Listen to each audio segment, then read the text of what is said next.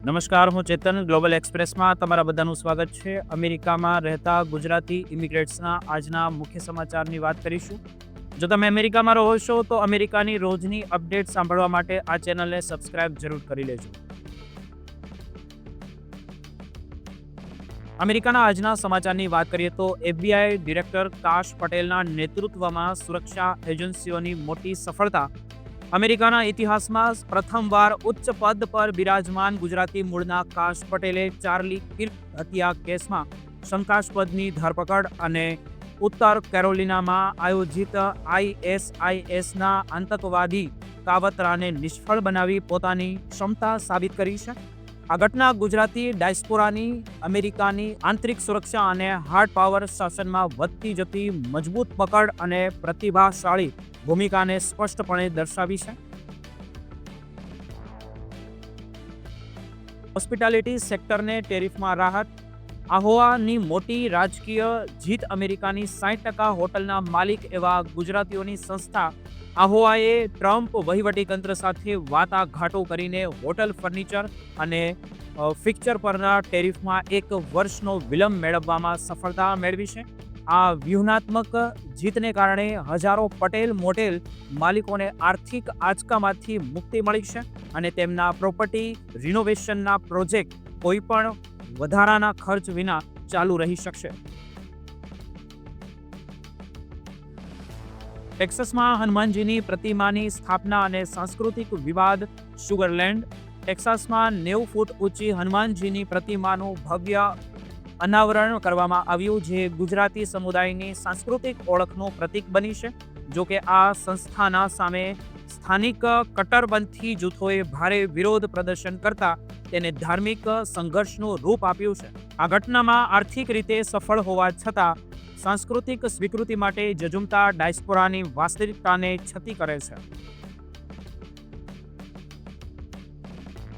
રાજનીતિમાં ગુજરાતીઓનો દબદબો. નીરવ શાહ અને same જોશીની આગેકૂચ. Main રાજ્યના ગવર્નર પદ તરીકે ડોક્ટર નીરવ શાહે વિક્રમી ભંડોળ એકત્ર કરીને અમેરિકાના ગ્રામીણ વિસ્તારોમાં પોતાની લોકપ્રિયતા સાબિત કરી દીધી છે. બીજી તરફ એડિસનના મેયર સેમ જોશીએ વહીવટી પ્રતિભા વધારતા અને પગાર વધારાના વિવાદ વચ્ચે પણ પોતાની પકડ મજબૂત રાખી છે. આ દર્શાવે છે કે ગુજરાતીઓ હવે માત્ર વેપારમાં જ નહીં પણ અમેરિકી રાજનીતિમાં પણ નિર્ણાયક ભૂમિકા ભજવી રહ્યા છે.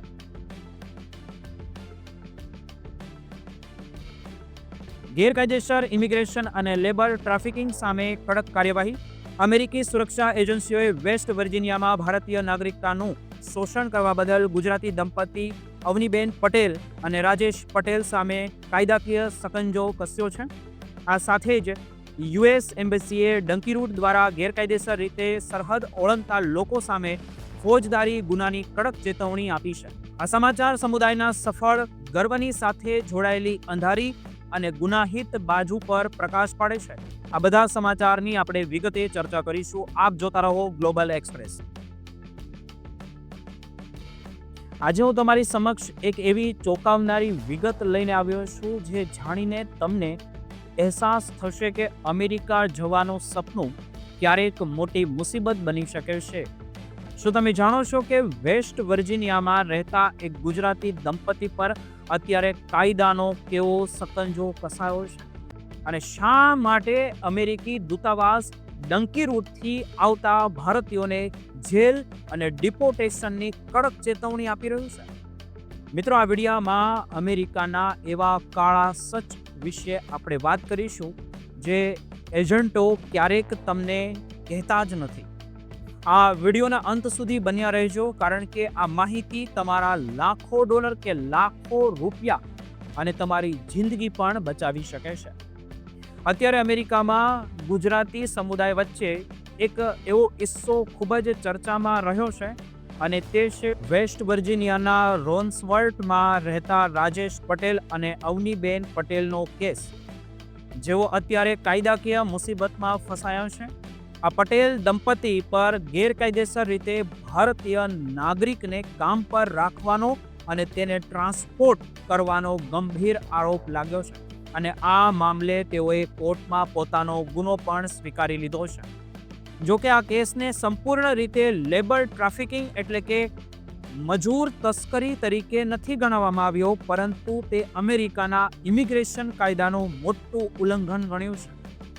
આ કેસની વિગતોમાં જોઈએ તો 51 વર્ષના રાજેશ પટેલ અને 44 વર્ષના અવનીબેન પટેલ તેમના બિઝનેસમાં આકાશ મકવાણા નામના એક ભારતીય નાગરિકને ગેરકાયદેસર રીતે રોજગાર આપ્યો હતો. એટલું જ નહીં, પણ તેઓએ આ વ્યક્તિને જાણી જોઈને રાજ્યની સીમાઓ પાર કરાવી હતી. અમેરિકન કાયદા હેઠળ ગુનો બને છે.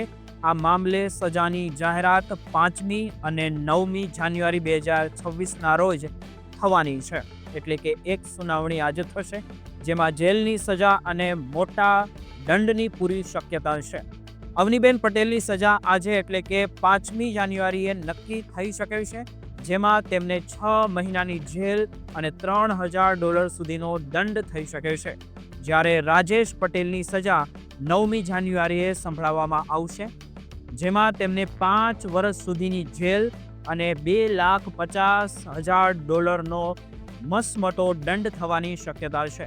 આ સમાચાર જાણીને અમેરિકામાં રહેતા ભારતીય સમુદાયમાં અત્યારે ચિંતાનો માહોલ બન્યો છે અને લોકો આને ઇમિગ્રેશન સિસ્ટમની કડક કાર્યવાહી તરીકે જોઈ રહ્યા છે.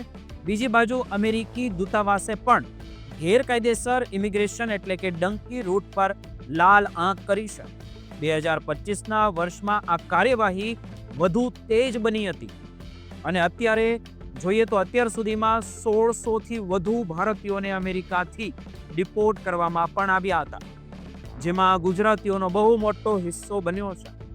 અમેરિકી દૂતાવાસે સ્પષ્ટ શબ્દોમાં ચેતવણી આપી છે કે જે લોકો ગેરકાયદેસર માર્ગો એટલે કે મેક્સિકો કે કેનેડાની બોર્ડર પરથી અમેરિકામાં ઘૂસવાનો મોટો પ્રમાણમાં પ્રયાસ કરશે, તેમના પર વિઝા પ્રતિબંધ અને ડિપોર્ટેશન અને ક્રિમિનલ પેનલ્ટી જેવી કડક કાર્યવાહી કરવામાં આવશે.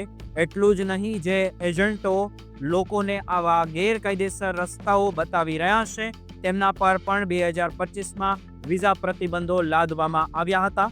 ડંકી રૂટની સફર કેટલી જોખમી છે તેમનો અંદાજ એ વાત પરથી લગાવી શકાય છે કે લોકો 25થી 70 લાખ રૂપિયા ખર્ચીને જંગલો અને નદીઓ પાર કરીને અમેરિકા પહોંચવા મથે છે, પણ અંતે તેમના નસીબમાં જેલના સળિયા અથવા તો ડિપોર્ટેશન જ આવે છે. 2024 અને 25ના વર્ષમાં 90,000થી પણ વધારે ભારતીયો પકડાયા છે, જેમાં આંકડો ખરેખર ડરામણો છે. દૂતાવાસના અધિકારીઓએ એવા વિડીયો પણ શેર કર્યા છે, જેમાં ડિપોર્ટ થયેલા લોકો પોતાના જેલના અનુભવો અને હેન્ડકફ એટલે કે હથકડીઓમાં વિતાવેલી પળો વિશે જણાવી રહ્યા છે. ઘણા લોકો આર્થિક તકો મેળવવા માટે આ જોખમ ઉઠાવે છે, પણ કાયદાકીય માર્ગ સિવાય અમેરિકા જવું એ પોતાની જિંદગી બરબાદ કરવા સમાન ગણી શકાય. ગુજરાતીઓમાં અમેરિકા જવાનો ક્રેઝ સૌથી વધુ હોવાથી આ ડંકી રૂટનો ઉપયોગ પણ થઈ રહ્યો છે અને ત્યાં વધુ જોવા મળે છે. પણ હવે ટ્રમ્પ વહીવટી તંત્રના આવવાથી આ નિયમો વધુ કઠોર બની ગયા. ભારત સરકાર પણ હવે આ એવા એજન્ટો સામે કડક બની ગઈ છે, જે લોકોની મજબૂરીનો ફાયદો ઉઠાવીને લાખો કરોડો રૂપિયા તેની પાસેથી લઈ લે છે. આ સમગ્ર પરિસ્થિતિ પરથી એક જ વાત સાબિત થાય છે મિત્રો, કે જો તમારે અમેરિકા જવું હોય તો હંમેશા લીગલ વિઝા અને કાયદાકીય માર્ગ જ પસંદ કરવો જોઈએ, કારણ કે ટૂંકો રસ્તો હંમેશા લાંબી મુસીબત તમને નોતરીને આપે છે. પટેલ દંપતીનો કિસ્સો એ દરેક માટે એક બોધપાઠ લેવા જેવું છે કે કાયદાઓનું ઉલ્લંઘન કરવાથી ગમે તેટલા વર્ષો સુધી તમે ત્યાં રહો કે રહ્યા હો તો પણ તમારે જેલમાં તો જવું જ પડી શકે. આશા રાખું છું કે આ માહિતી તમને સાવધ કરશે અને તમે કોઈ પણ ગેરકાયદેસર પ્રવૃત્તિમાં પડતા પહેલા 100 વાર વિચાર કરશો કે અમેરિકાની આ સત્ય હકીકત વધુમાં વધુ લોકો સુધી શેર કરજો, જેથી કોઈ બીજું આ ઝાડમાં ન ફસાય અને પોતાની મહેનતની કમાણી અને કિંમતી જિંદગી બચાવી શકે.